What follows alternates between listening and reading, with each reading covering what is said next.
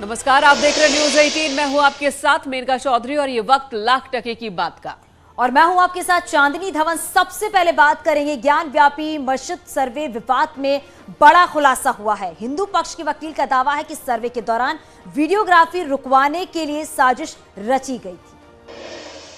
जी हां, तो ये दावा किया जा रहा है हिंदू पक्ष की ओर से। वकील ने लिखित तौर पर कोर्ट में ये जवाब दाखिल किया है। कल आरोप लगाया गया था और साथ ही ये याचिका दाखिल की गई थी प्रतिवाद की ओर से कि निष्पक्ष नहीं है वकील कमिश्नर, जिसके जवाब में आज हिंदू पक्ष के वकील ने जो जवाब दाखिल किया उसमें एक पॉइंट ये भी है कि वीडियोग्राफी रुकवाने के लिए बाकायदा साजिश की गई। कुछ लोग मस्जिद के अंदर छिपे हुए थे। जब वीडियोग्राफी की टीम वहां पहुंची तो उन्होंने हंगामा शुरू कर दिया।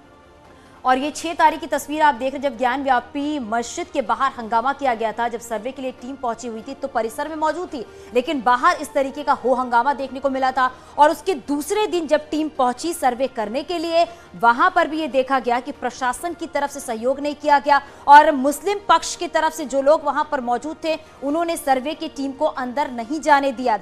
इसके साथ ही साथ ये भी बार बार सवाल उठ रहे हैं कि जो कोर्ट कमिश्नर है उनके बदलने की मांग की जा रही है। और इसी पूरे मामले में और सर्वे कब से शुरू हो जाना है, इसको लेकर कल सुनवाई होनी है। तो ये 6 तारीख की तस्वीर आप देख रहे हैं, जब ज्ञान व्यापी मस्जिद के बाहर ये हंगामा हुआ, उस वक्त की तस्वीर आप अपने टीवी स्क्रीन पर देख रहे हैं।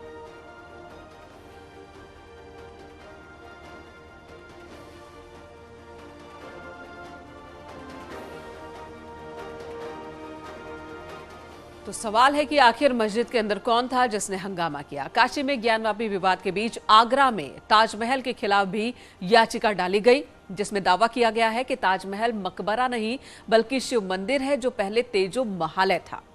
वहीं मथुरा के शाहपुर से भी ऐसी ही खबर सामने आई है, जिसमें मंदिर के गर्भगृह की जगह पर मजार बनने का दावा किया जा रहा है और याचिका यहां पर भी दाखिल की गई है।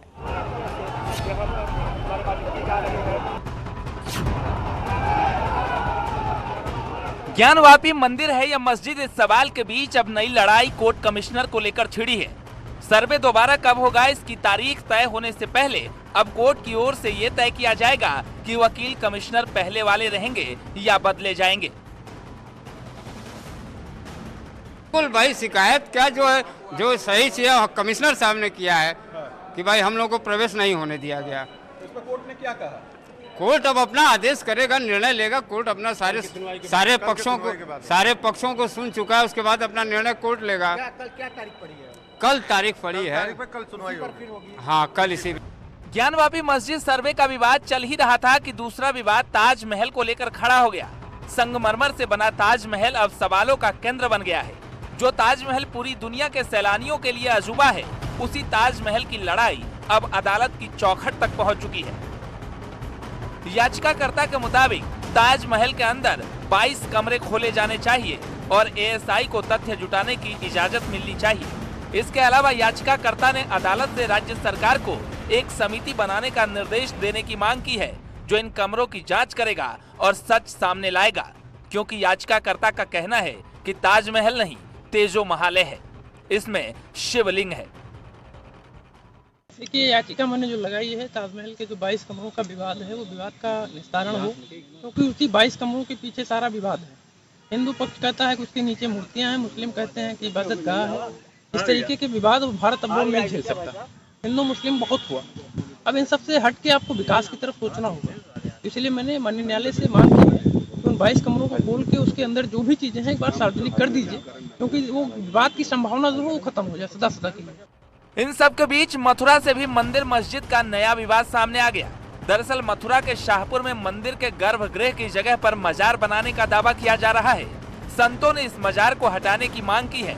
संतों ने प्रशासन को चेतावनी दी है कि अगर 15 दिन के अंदर मजार नहीं हटाया गया तो वहीं पर धर्म पंचायत किया जाएगा। जब वक्फ बोर्ड ने भी कह दिया है कि हमारे यहाँ इस जमीन पर हमारा इंद्राज नहीं है, कोई नाम नहीं है, बांके बिहारी का ही नाम है, केवल हमारे मथुरा के कागजों में बांके बिहारी, यहाँ पर बांके बिहारी की जगह इन्होंने कब्रिस्तान कर दिया। ऊपर कहीं भी लखनऊ तक और किसी वक्फ बोर्ड तक कोई नाम वहाँ पर दूसरा नहीं है। वृंदावन में धर्म रक्षा संघ का दावा है कि ये जमीन बांके बिहारी मंदिर शाहपुर के नाम से दर्ज है, लेकिन 2004 में मुलायम सरकार में साजिश के तहत कब्रिस्तान में दर्ज करा दी गई और मजार बना दी गई। Bureau report, news 18। और चलिए अब बात आगे की करते हैं, राज ठाकरे की बात करते हैं। राज ठाकरे के प्रस्तावित अयोध्या दौरे को लेकर सियासत गरमाई हुई है। एक ओर शिवसेना और एमएनएस में अयोध्या में पोस्टर वॉर चल रहा है, तो वहीं दूसरी ओर बृजभूषण शरण सिंह ने राज ठाकरे के खिलाफ मोर्चा खोल रखा है। बृजभूषण शरण ने साफ कहा है कि जब तक राज ठाकरे उत्तर भारतीयों से माफी नहीं मांगते हैं, अयोध्या में उनकी एंट्री नहीं होने देंगे।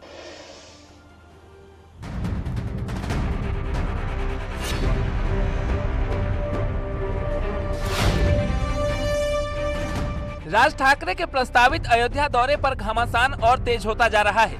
5 जून को उनके प्रस्तावित दौरे के विरोध में खुलकर उतरे बीजेपी सांसद बृजभूषण शरण सिंह ने साफ कर दिया है कि बिना उत्तर भारतीयों से माफी मांगे राज ठाकरे को अयोध्या में घुसने नहीं देंगे।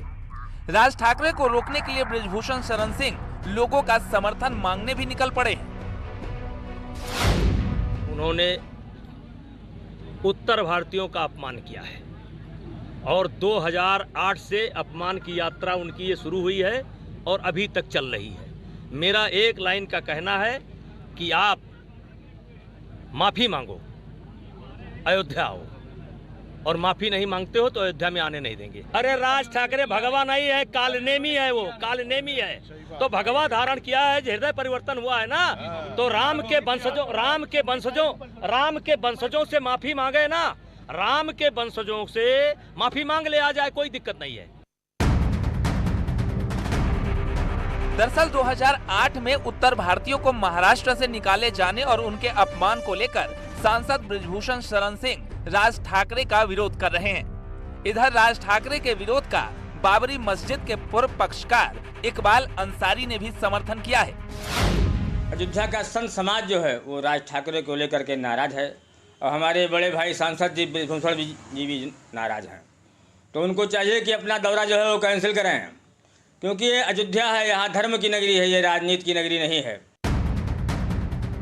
दरअसल 5 जून को राज ठाकरे का अयोध्या दौरा प्रस्तावित है। खबर ये भी है कि उद्धव ठाकरे के बेटे आदित्य ठाकरे भी अयोध्या आ सकते हैं। बाकायदा इसको लेकर दोनों पार्टियों के बीच अयोध्या की सड़कों पर पोस्टर वॉर भी देखा गया। राज ठाकरे के पोस्टर पर लिखा था, राज तिलक की करो तैयारी, आ रहे हैं भगवाधारी।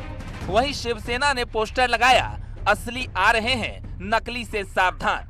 हालांकि प्रशासन ने सभी पोस्टर हटवा दिए, लेकिन मामले को लेकर हनुमानगढ़ी के महंत राजू दास का कहना है कि राज ठाकरे और उद्धव ठाकरे हिंदू जनभावना से खिलवाड़ ना करें।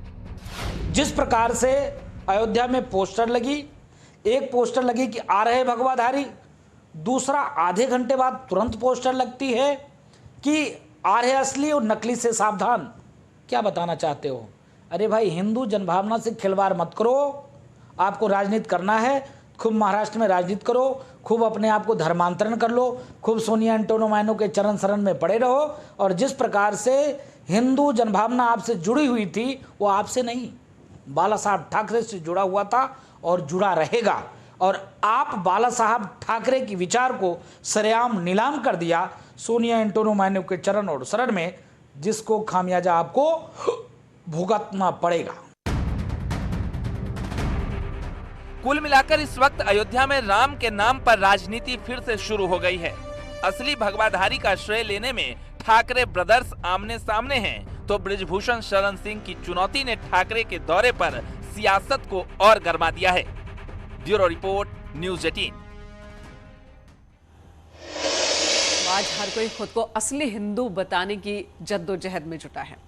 चलिए खबर कुछ और लेते हैं। बड़ी खबर, योगी सरकार 2.0 औद्योगिक निवेश लाने के लिए तेजी से काम कर रही है। 3 जून को लखनऊ के इंदिरा गांधी प्रतिष्ठान में तीसरी ग्राउंड ब्रेकिंग सेरेमनी होगी, जिसमें कई उद्योगपतियों को बुलाया गया है। और इस कार्यक्रम में पीएम मोदी के आने की भी संभावना जताई जा रही है। सीएम योगी ने तैयारियों की समीक्षा की है। इसके साथ ही अधिकारियों को जरूरी दिशा निर्देश भी दिए गए।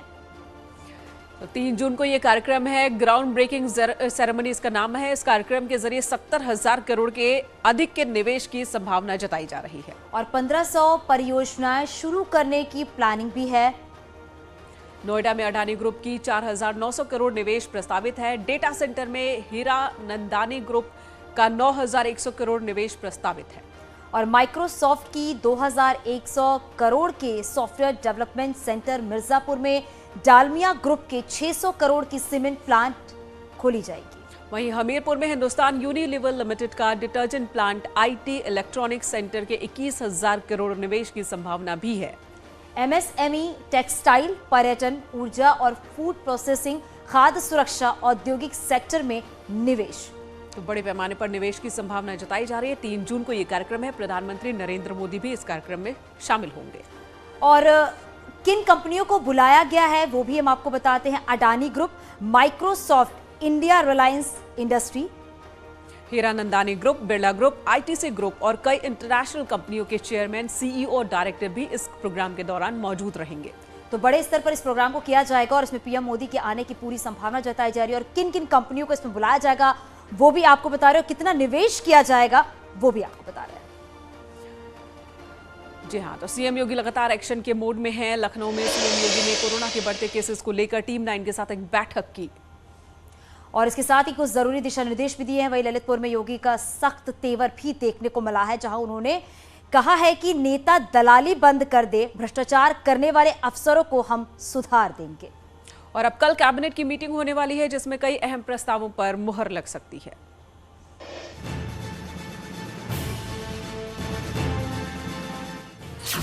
सीएम योगी की अध्यक्षता में कल कैबिनेट की अहम बैठक होनी है। लोक भवन में करीब 11:30 बजे शुरू होने वाली इस बैठक में कई अहम प्रस्तावों पर मुहर लग सकती है। बजट सत्र के प्रस्ताव को मिलेगी मंजूरी। बजट सत्र की तारीख हो सकती है तय। मई के तीसरे हफ्ते में शुरू हो सकता है बजट सत्र। कैबिनेट की बैठक से पहले आज सीएम योगी आदित्यनाथ ने टीम 9 के साथ भी अहम बैठक की, जिसमें कोविड के बढ़ते मामलों को लेकर अधिकारियों को जरूरी दिशा निर्देश दिए। टेस्ट की संख्या बढ़ाई जाए, अधिक केस वाले जिलों के सार्वजनिक जगहों पर मास्क अनिवार्य हो, बच्चों के टीकाकरण को तेज करें, बूस्टर डोज लगाने में और तेजी लाएं।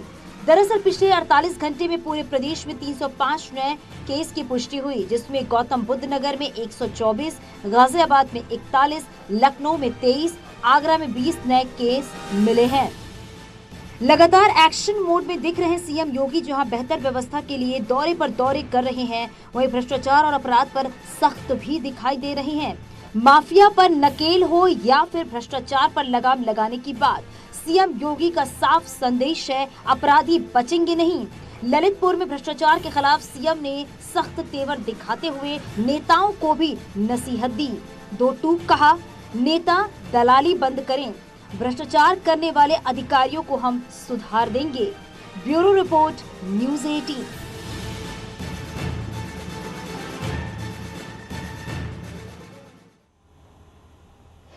चलिए आगे बढ़ते और बात करते हैं। जून से एक्सप्रेसवे सफर जो है वो शुरू होने वाला है, यानी कि अगले महीने जून में यूपी के लिए चौथा एक्सप्रेसवे लोगों के लिए खुल जाएगा।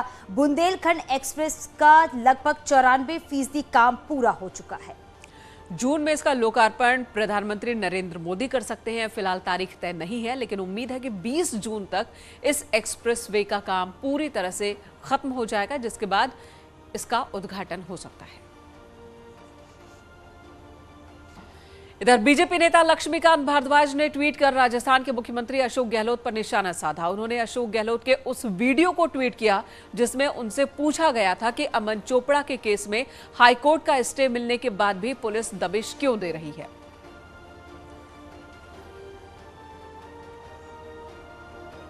न्यूज़ पत्रकार अमन चोपड़ा, उनके यहाँ दिल्ली राजस्थान की पुलिस है, 2 जगह स्टे मिल गया, उसके बावजूद दबिश दी जा रही है। नहीं, कैसे दे सकते हैं? कानून अपना काम करता है हमारे दृष्टिगत। हम कभी नहीं चाहेंगे यूपी की तरह फेक एनकाउंटर हो, बुलडोजर चले गरीबों पर। बड़ा आसान काम है। ये आग लगाना आसान होता है, आग को बुझाना बड़ा मुश्किल काम होता है। तो यहाँ यूपी सरकार पर जिस तरह से कमेंट अशोक गहलोत ने किया, इससे लगता तो यही है कि अमन चोपड़ा के खिलाफ जो तत्परता दिखाई जा रही है उसकी वजह भी कुछ इसी तरह की राजनीतिक है। और यहाँ रुकेंगे छोटे से ब्रेक के लिए।